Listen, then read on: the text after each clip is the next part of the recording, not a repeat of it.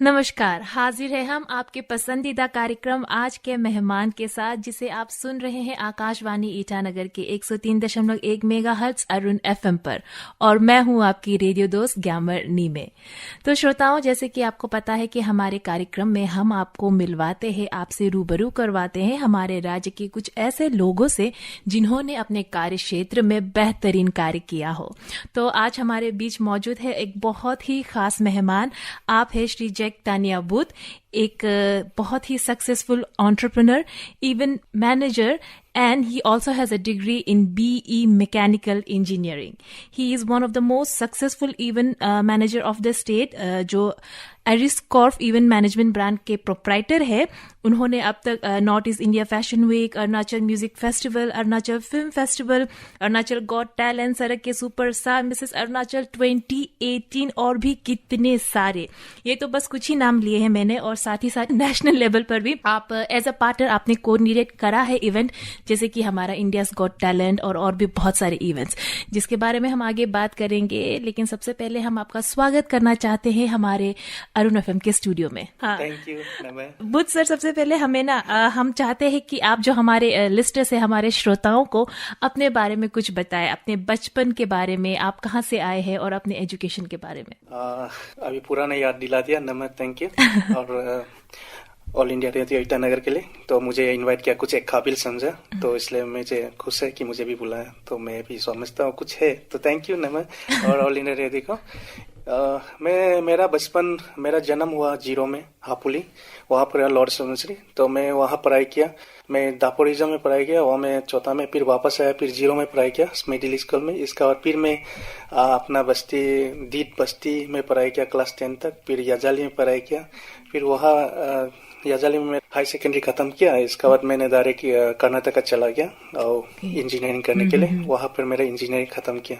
तो फिर मैं वहाँ से खत्म करके वापस आया, इंजीनियरिंग खत्म करके फिर राजीव गांधी यूनिवर्सिटी में MBA किया था, लेकिन 1 साल करके कर नहीं पाया, समय में मैच नहीं हुआ। हाँ। इसलिए तो हमने अभी ऐसा ही अभी चल रहा है बस। तो फिर मतलब इंजीनियरिंग से आप MBA और इवेंट मैनेजमेंट में आप कैसे चले गए? असली बोलने से मेरा शौक चौथा से मुझे इवेंट करना, ये हाउस कंपटीशन होता था उस जमाना में, हाउस कंपटीशन, आजकल ये सब मैं देखता नहीं हूँ, तो उस समय से मुझे ये सब करने बहुत शौक था। तो मुझे पढ़ाई तो खत्म कर दिया मैकेनिकली BE किया वहाँ से, तो फिर वापस आके मुझे वहाँ जॉब भी करके देखा, मुझे सेटिस्फाई नहीं लगा, तो इसलिए मुझे ये इवेंट मैनेजमेंट में मुझे कुछ लगा कि मेरा कुछ जो क्रिएटिविटी बाहर आ सकता है, तो मुझे वो चीज करके अच्छा लगने लगा, तो मुझे इसमें ज्यादा फोकस करके तो इसमें काम करने लगा। वही जी हाँ जी, आपने बहुत सही बात कही कि जॉब सेटिस्फेक्शन, आपको आप जो भी कर रहे हैं वहां पे आपको जॉब सेटिस्फेक्शन नहीं हो तो आप मन लगाकर कोई काम कर ही नहीं सकते। इसीलिए शायद आप अपना नौकरी छोड़कर इस इवेंट मैनेजमेंट लाइन पे घुस गए। लेकिन इवेंट मैनेजमेंट में घुसने से पहले एक चीज है जिसकी शुरुआत आपने करी थी, and I must say you are the one who redefined, I think ये हर कोई एग्री करेंगे मेरे साथ कि coffee culture in our state. एरिस्कॉर्फ कैफे, जब किसी ने नहीं सोचा था कि कॉफी शॉप को खोलना है, जब ईटिंग आउट एक कल्चर नहीं था हमारे यहाँ पे, तब आपने एक कॉफी शॉप खोला, और उसके बाद हमने देखा कि आपकी कॉफी शॉप की पॉपुलैरिटी के बाद बहुत सारे कैफेज खुलने लगे। तो ये कॉफी शॉप खोलने का ये जो जज्बा है वो कहाँ से आया? ये भी कुछ कहानी है। मैं जब बाहर पढ़ाई करता था, क्योंकि बेंगलोर में तो बहुत सारा कॉफी शॉप था, तो मुझे इस खोलने के लिए मैं कभी सोचा नहीं था। मैं इस इलेक्ट्रॉनिक आइटम में मैं काम कर रहा था। जब मेरा दोस्त वहां से यहाँ अरुणाचल में घूमने के लिए आया, तो मुझे कॉफी शॉप ले जाओ कहा, फिर वो बोलता है कि यहाँ कोई पिज्जा है, कोई बर्गर खाने जगह, या पिज्जा कॉफी कोई अच्छा जगह। मैं कुछ रेस्टोरेंट में लेके खिलाया, तो मुझे जब वापस जाके उसने दोस्त लोग मजा करे, यार तेरा अरुणाचल में एक कॉफी शॉप तक नहीं है। तो मुझे अजीब लगा, मैं भी सोचा सही तो है ना। तो मैंने सोचा कि चलो ट्राई करते हैं बोल के मैंने कोशिश किया, तो इतना खास नहीं, फिर भी कोशिश तो किया मैंने। नहीं, आपने बहुत अच्छी कोशिश करी, क्योंकि जब वो फर्स्ट कॉफी शॉप खुला था, इवन मैं भी बहुत खुश हुई, थैंक गॉड फाइनली हमारे ईटानगर में एक कॉफी शॉप है। तो इसके साथ आपने एक और नया चीज शुरू करा कि इंजीनियरिंग से आप कॉफी शॉप में पहुंच गए, कॉफी शॉप से आप इवेंट मैनेजमेंट में पहुंच गए। तो इवेंट मैनेजमेंट से आप हर साल एक नॉर्थ ईस्ट कैलेंडर निकालते हैं मॉडल्स के, नॉर्थ ईस्ट मॉडल कैलेंडर्स। निकाल। तो उसकी भी शुरुआत कैसे करी? बहुत सारी नई नई चीजें करी है आपने, तो उसकी शुरुआत की कहानी हम जानना चाहेंगे। जब मैं बाहर आसाम साइड में या तो मैं वहाँ में कोई फैशन शो में काम कर रहा था, तो मुझे वहाँ में बोला तो मॉडल चाहिए, तो बोला आप लोग का तो कहाँ मॉडल है, तो अरुणाचल में कोई मॉडल उधर नहीं है। मैंने बहुत देखा वहाँ का लोग बोला, क्योंकि वो लोग भी बहुत सारा एक्सपीरियंस है, 20 ईयर्स एक्सपीरियंस लोग हैं, तो वो लोग ने बोला सही कहा, तो यहाँ कोई नहीं, एक दो ही था। तो इसलिए मैंने सोचा कि मॉडल का ही कर देता हूँ, अपना अरुणाचल से होगा तो नॉर्थ ईस्ट लेवल में कर देता हूँ, क्यों अपना यहाँ सिर्फ होगा ना।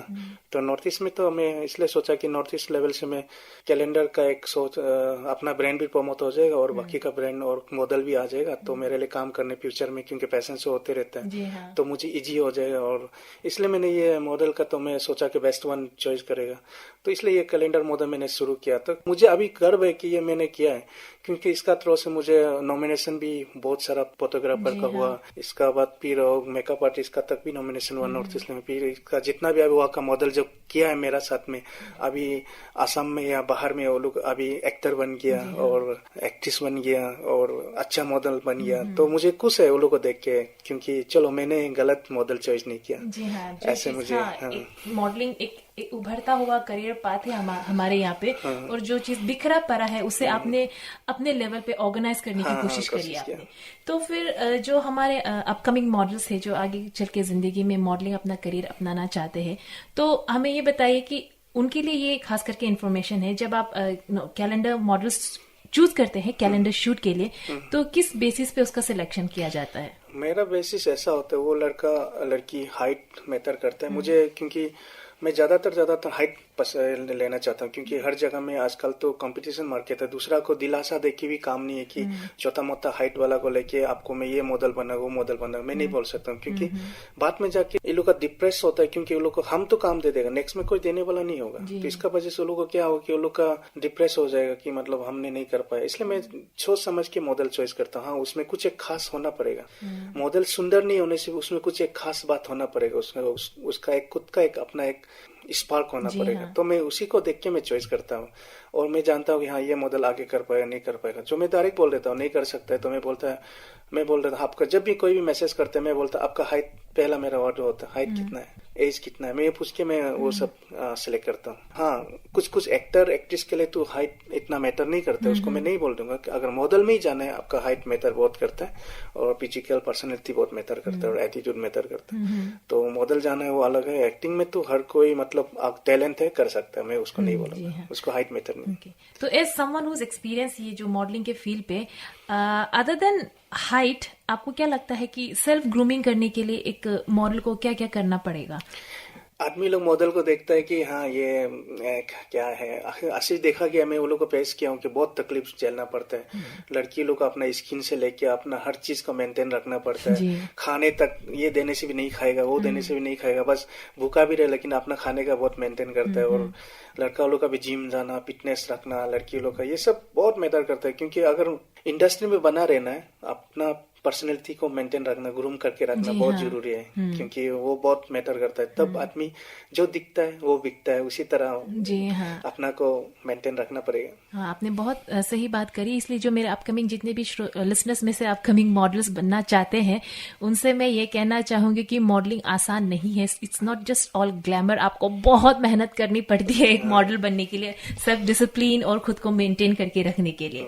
तो सर, आप बहुत लोगों को मैनेज करते हैं, इवेंट को मैनेज करते हैं। चलिए आज हम आपकी जिंदगी की मैनेजमेंट की कहानी को सुनते हैं। आप चलिए बढ़ते हैं आपके दूसरे एस्पेक्ट की ओर। आपके इंट्रोडक्शन में मैं एक बहुत ही खास बात बताना भूल गई, और वो ये है कि आप एक बहुत ही बेहतरीन म्यूजिक डायरेक्टर भी है, और अब तक आपने हमें बहुत ही अच्छे म्यूजिक वीडियोस बनाकर दिखाए, क्वालिटी म्यूजिक वीडियोस। तो म्यूजिक वीडियो पे, और वो भी डायरेक्शन पे, that which needs a lot of technical knowledge, know-how and to a certain extent training. वहाँ कैसे चले गए आप? ये मेरा बचपन से शौक था कि मैं डायरेक्टर बनूंगा। मैं कोर्स करने जाने वाला था, लेकिन मेरा फैमिली सपोर्ट नहीं हमको इंजीनियरिंग बना दिया, लेकिन मुझे ये डायरेक्शन में बहुत इंटरेस्टिंग था छोटा से। तो जब मैं पढ़ाई करके आया, मेरा असली अर्न करने का रीजन भी, जितना भी अरुणाचल में ये सीडी होलसेल था मैं ही करता था, जो दीमापुर से लेके आके हमें सबको मैं होलसेल में देता था, तो मैं कंपटीशन, तब मैं मूवी का हर चीज को देखते मुझे एक नजर से झलक आ जाता कि ये मूवी ठीक होगा नहीं होगा, ये कौन सा एंगल ये बन रहा है। उसमें मैं मूवी देख देख के मुझे पूरा नॉलेज हो गया। मैं बहुत सारा मूवी देखा, क्योंकि ऐसा नहीं कि मैं इतना, इसलिए मुझे पता चल जाता है कि यह कुछ गड़बड़ है, लेकिन मुझे पता नहीं है कि क्या गड़बड़, क्योंकि मुझे पता नहीं, मैं टेक्निकली साउंड नहीं हूँ। हाँ। लेकिन फिर भी मुझे नॉलेज हो गया कि देख देख के होता है ना, चीज को देखते रहने से पता चल जाता है। उसी तरह मैंने भी सोचा कि फ्यूचर में तो मैं करूंगा। 2007 को कोरियन मूवी को डब किया था, ngatam serunam ajin बोल के, तो वो बहुत चला था, बहुत ज्यादा चला, लेकिन कॉपीराइट का डर से मैंने वो ये सब को ज्यादा पब्लिश नहीं करके बंद ही कर दिया। लेकिन बस्ती गांव में बहुत इंटरेस्ट था, सब एंजॉय किया, तो मुझे लगा कि हाँ कर सकता है, तो मैं रुका। मैं टाइम का इंतजार था, लेकिन अभी सही समय है, क्योंकि अभी OTP वाला बहुत सारा आ रहा है, क्योंकि ऑनलाइन वाला बहुत आ रहा है, यूट्यूब होता है, तो मैं सोचा अभी सही समय में अभी शुरू कर देता हूँ। नहीं तो मैं पहले से कर चुका था, लेकिन मैं उस समय में कोई इस चीज का वैल्यू नहीं था। मतलब आपको पास इंटरेस्ट तो पहले से ही था। हाँ, लेकिन मैं टाइम देख रहा था कब करूंगा। तो मुझे ये तो कोई आलम दीदी ने मुझे इंसिस्ट किया कि आप करो करो करो, तो मैंने किया तो उन लोगों का पसंद है। फिर विष्णु सर का कहा किया तो उसका अवार्ड भी मिला, तो मुझे लगा हाँ मैं भी कर सकता हूँ बोल के, तो मैं फिर चलो यही ले लिया, तो करने शुरू कर। क्योंकि बाहर में जब मैं पढ़ाई करता था, ये सच बताऊं कि मैं डायरेक्ट बोल देता हूँ कि कोई भी हम लोग का अरुणाचल से मतलब कोई ऐसा वाला वीडियो दिखाई नहीं देता है कि हम लोग का दोस्त लोग को दिखाए जब बाहर में पढ़ते हैं। वो लोग अपना अपने यहाँ दिखाते हैं, लेकिन हम लोग दिखाना मुश्किल हो जाता है। इसलिए मैंने कहा कि क्वालिटी म्यूजिक वीडियो। हाँ, इसलिए मैं क्वालिटी को बरकरार रखने के लिए मैं काम करता हूँ। मैं और भी कोशिश कर रहा हूँ, क्योंकि मैं परफेक्ट नहीं हूँ। अभी हम तो 30% ही काम कर रहे हैं, मुझे अपना आपको लगता है मैं 100% दे नहीं पा रहा हूँ। तो वही है, अभी तक मैं बेस्ट मूवी मुझे बोलता है, आदमी लोग क्वेश्चन करता है जितना लोग भी मुझे, मेरा कौन सा मूवी बेस्ट है, तो मुझे बेस्ट मूवी मेरी माँ मेरी ड्रीम अभी तक मुझे लगता है। उसका अलावा मुझे अभी तक कोई मूवी सेटिस्फाई नहीं करा है, मैं झूठ नहीं बोलूंगा। तो इसलिए सबको बोलता हूँ कि कुछ अच्छा करो, अच्छा काम करो, तब कंपटीशन तो होना बहुत जरूरी है। अगर कंपटीशन आपस में नहीं होगा तो कोई हम लोग का प्रोडक्ट अच्छा नहीं होगा। इसलिए मैं पॉजिटिव वो लेता हूँ कि कंपटीशन को मुझे अच्छा लगता है। मैं इसलिए पॉजिटिव में काम करना चाहता हूँ, और मुझसे बेहतर करेगा तो मैं उससे बेहतर करने की कोशिश करूंगा। मेरा यही मोटो है। जी हाँ, मतलब आपके अंदर क्रिएटिविटी एकदम फुट के भरी हुई है, जस्ट नीड एन आउटलेट। लेकिन ये है कि आप रैंडमली नहीं करते, हर चीज को सोच समझ कर वक्त पर प्रॉपर प्लानिंग के साथ करते हैं। तो अभी हम आपके म्यूजिक वीडियोस के बारे में बात करेंगे, लेकिन आगे बढ़ने से पहले हम जो हमारे लिसनर्स है, हमारे श्रोताओं को आपका एक पसंदीदा गीत सुनाना चाहेंगे। मेरा पसंदीदा गाना भी अलग है, कोई सुना कि नहीं सुना पता नहीं। मेरा एक सरफिरा बोल के है, तो वो मुझे बहुत पसंद लगे, क्योंकि उसमें लिरिक्स बहुत अच्छा से लिखा है। मुझे वो सब अच्छा लगता है, कुछ इंस्पायर वाला गाना अच्छा लगता है। जैसा कि दिल में क्या छुपा है ये किसी को नहीं पता, मतलब नहीं, ख्वाहिशों में आंख में चोली खेलते हैं दिल हमेशा, मतलब ना ऐसे टाइप का है। मतलब आपके जो अंदर की फीलिंग को जाहिर कर रही है। तो श्रोताओं, सर पीरा है, मतलब ये हाजिर है आपके लिए हमारे जैक तानिया बुद्ध का ये फेवरेट गीत। हाँ।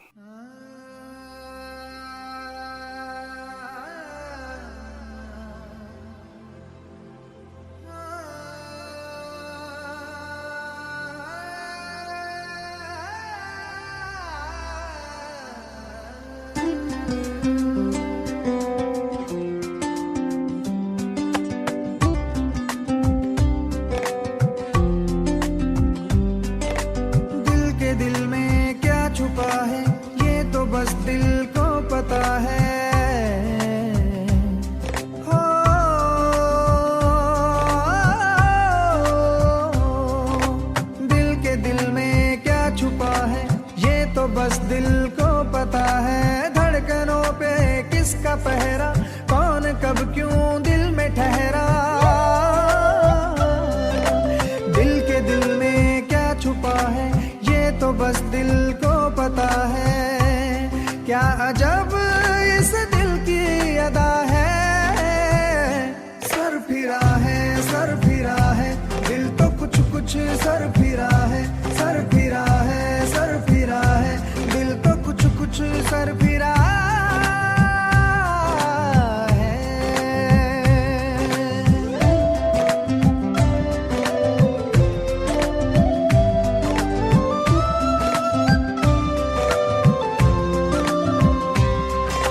ख्वाहिशों से आंख में चोली खेलता है दिल हमेशा, कश्मकश की बंदिशें भी झेलता है दिल हमेशा, ख्वाहिशों से आंख मिचौली खेलता है दिल हमेशा, कश्मकश की बंदिशें भी झेलता है दिल हमेशा।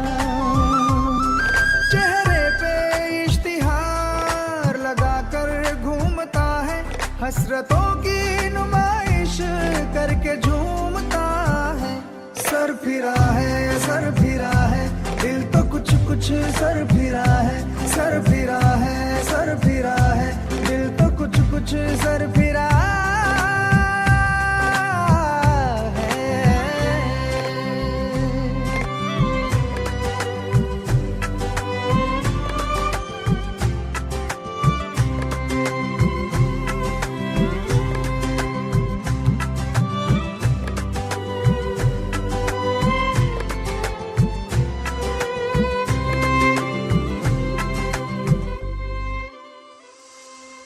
ये समझ ना पाया कोई करता है दिल क्यों नादानी, दिल के लाखों हिस्से हैं और दिल की लाखों है कहानी। ये समझ ना पाया कोई करता है दिल क्यों नादानी, दिल के लाखों हिस्से हैं और दिल की लाखों है कहानी। ये दिल जो अटका तो अटक ही जाता है, तड़पता है फिर भी खामोश रहता है। सर फिरा है, सर फिरा है, दिल तो कुछ कुछ सर फिरा है, सर फिरा है, सर फिरा है, दिल तो कुछ कुछ सर फिरा है, सर फिरा है, सर फिरा है, दिल तो कुछ कुछ सर फिरा है।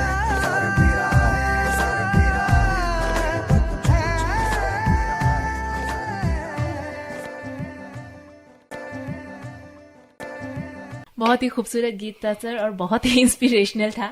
चलिए अभी हम आगे बढ़ते हैं और बात करते हैं आपके म्यूजिक वीडियोस के बारे में।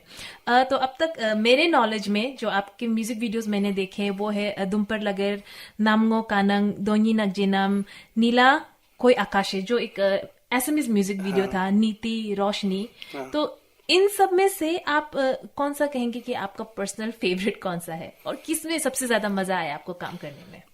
मुझे सबका साथ मजा आया। सब मेरा टीम जितना साथ मेरा टीम का साथ काम किया, मैं दिल से बोलता हूँ, थैंक्स बोलता हूँ कि वो लोग बहुत मेहनत किया और अच्छा लगा कि हम लोग टीम कभी छोटा बड़ा ऐसा नहीं देखा। हम लोग आप ये है वो है नहीं, सब मिलके काम किया। इतना अच्छा है कि हम लोग का टीम हंसी मजाक में गुजर गया। कब शूटिंग हो गया मुझे पता भी नहीं चला, रिलीज भी कब हो गया मुझे वो लगा। और मैं हर दिन में इम्प्रूव करना चाहता हूँ। क्योंकि मुझे ये सब अच्छा लगता है। मुझे ऐसा नहीं कि मैं अलग अलग तरीका से इसे बनाने की कोशिश किया है, क्योंकि मुझे फ्यूचर में फ्यूचर फिल्म बनाना है। तो मुझे ये सब मेरा एक्सपेरिमेंटल काम है। क्योंकि क्या बोल देगा कि वो लोग थैंक्स बोलता है जो भी मुझे बनाने के लिए दिया, तो मेरा एक्सपेरिमेंटल है। तो मैं यहाँ में बहुत सारा गलत भी किया होगा, लेकिन सब में मजा आया। और मुझे अभी लास्ट जो बना है, लोग बोला कि नीला का आँखा, क्योंकि बाहर का लोग का मैं फीडबैक लिया, मेरा डायरेक्टर लोग, मुंबई का दोस्त लोग, तो मुझे बोला कि आप अच्छा कर रहे हैं। मतलब वो बस उसमें अभी ये लास्ट है, तो हर जगह में हर बार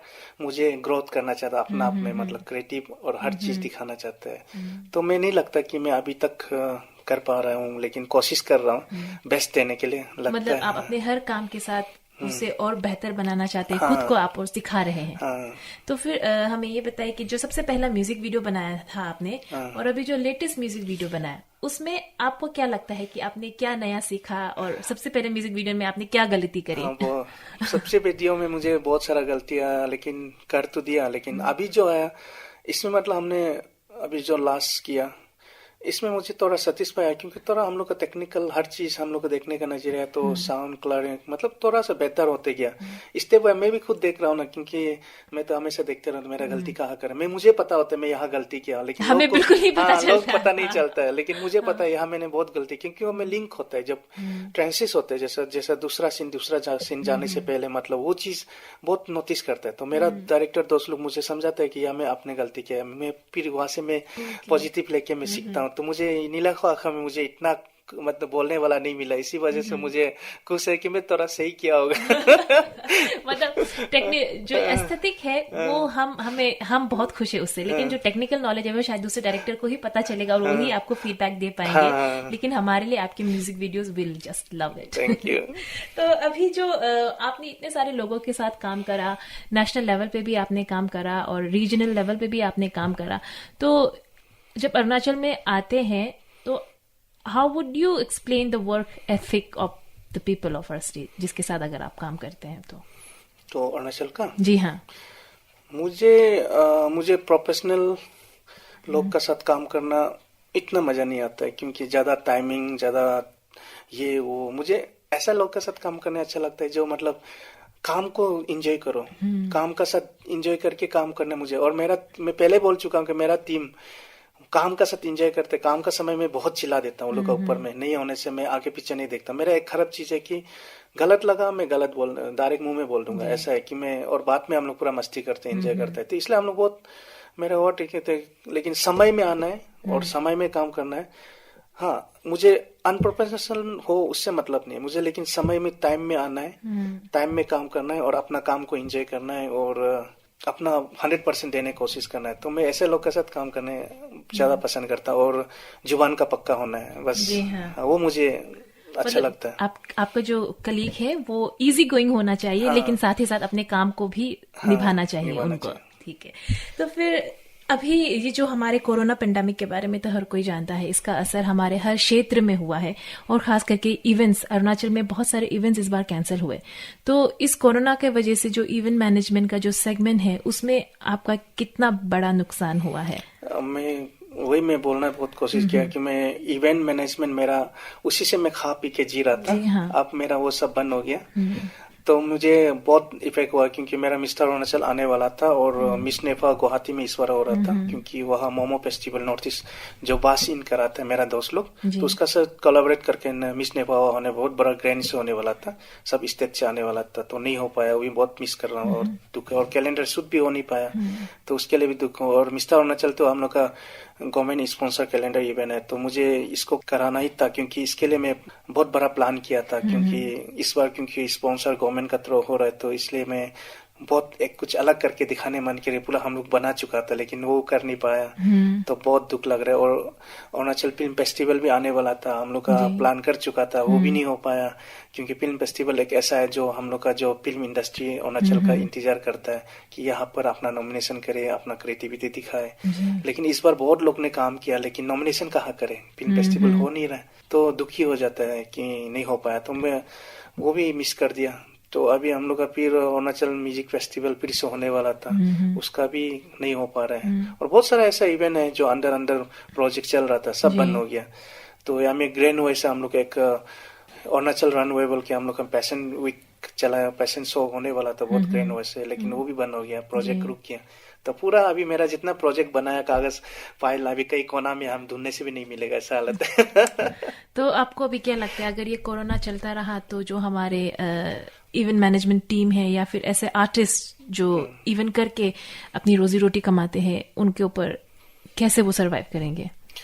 मैं सोच रहा हूँ, क्योंकि मेरा गुवाहाटी में बहुत सारे इवेंट मैनेजमेंट दोस्त लोग, वो लोग का हालत अभी वो लोग टर्निंग लेके इवेंट मैनेजमेंट छोड़ के या वो लोग कुछ दूसरा बिजनेस में कर जा रहा है, क्योंकि इवेंट मैनेजमेंट का भी ऐसा नहीं कि सामान लोग, प्रोडक्शन हाउस लोग बहुत सामान, लाखों करोड़ का इन्वेस्टमेंट होता है, लेकिन उसको दे नहीं पा रहे, वो लोग अभी सब डिप्रेस में और टेंशन में है, तो वो लोग बहुत मुश्किल में जी रहा है, क्योंकि इवेंट वाला लोग का हालत बहुत खराब है, क्योंकि अभी बहुत सारा अरुणाचल में भी जो इवेंट है, वो लोग का भी हालत खराब है। तो हम खुद फील कर रहे हैं ये चीज को, क्योंकि हम लोग का सोर्स ऑफ इनकम बंद हो गया, मतलब जो हम छोटा मोटा बिजनेस कर लेते हैं अभी उसी वजह से हम थोड़ा जी रहे हैं, लेकिन जो इवेंट को ही डिपेंड करके रहने वाला ग्रुप होता है, उसके स्टाफ होता है इतना बड़ा, मतलब अंदर भी बहुत सारे लोग होंगे जो काम करते हैं, स्टाफ होता है, उसका अंदर में भी 30-40 लोग होता है काम करने वाला, वो लोग भी तो इवेंट से जीता है। तो इवेंट बंद होने से बहुत लोग घर में खाने वाने के लिए प्रॉब्लम हो रहा है, हम देख रहे हैं। हम लोग का भी अभी ऐसा हालत हो गया कि रूम ऑफिस का भी पूरा भरा हुआ, रेंट तो देना पड़ता है, स्टाफ का भी कोई जो मेन है उसको सैलरी देना पड़ता है,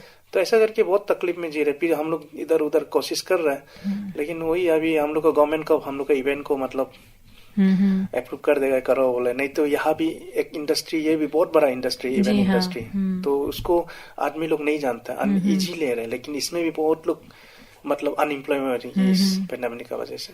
जी हाँ, अब ये पेंडेमिक तो शायद कुछ समय तक चलती रहेगी। We can only hope and pray कि लाइक हमारी सरकार और जो हमारे इवेंट मैनेजर से they come up with a solution, ताकि लोग जो इस पर डिपेंडेंट है वो भूखे ना जाए। ओके, तो चलिए अभी हम आगे बढ़ते हैं और आपसे ये सवाल पूछना चाहते हैं कि आपकी जो अपकमिंग वर्क है वो क्या क्या है? मेरा अपकमिंग वर्क वो है कि अभी फेमिना मिस इंडिया का ऑडिशन चल रहा है कि ऑनलाइन में अभी जो अगर 5.5 एबव हाइट है और ईयर्स 18 to 25 के बीच में वो अप्लाई करे। मेरा फेसबुक है वहाँ जेक तानियाबुत, वहाँ पे आके मुझे मैसेज कर दिया फोटो, और उसका ये करने से ठीक है, क्योंकि अपना अरुणाचल को रिप्रेजेंट करना जरूरी है, क्योंकि अभी ऑडिशन चल रहा है अंदर तो बहुत सारा ऐसा ऑनलाइन ऑडिशन चल रहा है, तो हर कोई अभी गॉट टैलेंट से लेके आइडल का भी हो रहा है, आइडल का हो म्यूजिक वीडियो या फिर फिल्म क्या आप कोई बना रहे हैं?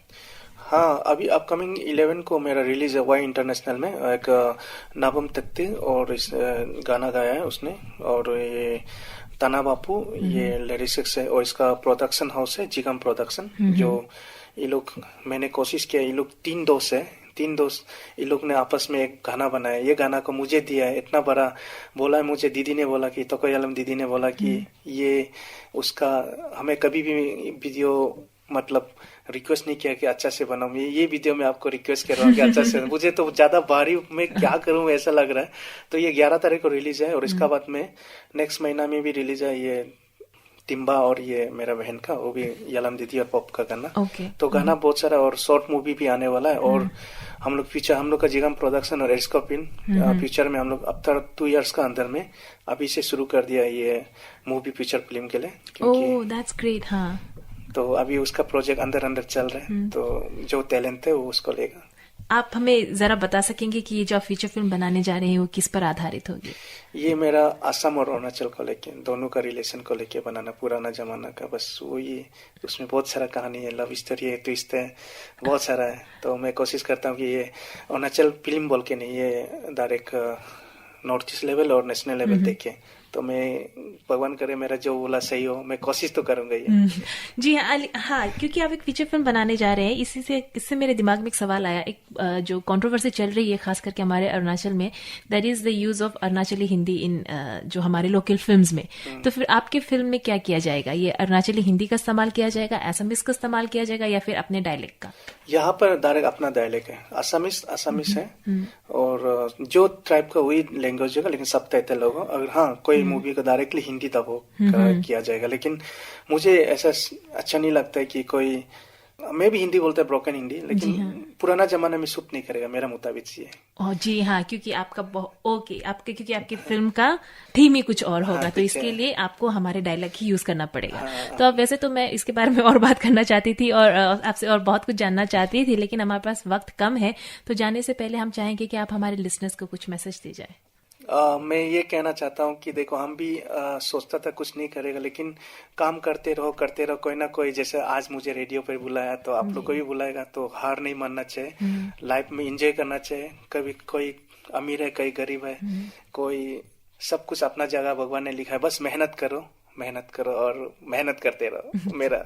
जी हाँ, बस मेहनत करते जाइए और फल ऊपर भगवान के ऊपर छोड़ दीजिए। कर्म करता जा, फल की चिंता मत कर। तो इसी के साथ हमारा ये कार्यक्रम यहीं पे समाप्त होता है। बुद्ध सर, आपका बहुत बहुत शुक्रिया हमारे कार्यक्रम में आने के लिए। थैंक यू हम बुलाने के लिए। हम उम्मीद करते हैं कि आपके जो आगे का काम है वो और भी बेहतर हो। वो wish you all the best for your upcoming works. We are eagerly waiting for your feature film. Thank you. तो हम हाजिर होंगे अगले हफ्ते एक और नए मेहमान के साथ। तब तक के लिए मुझे और इस कार्यक्रम के प्रस्तुतकर्ता जेबी नाबम को दीजिए इजाजत। नमस्कार।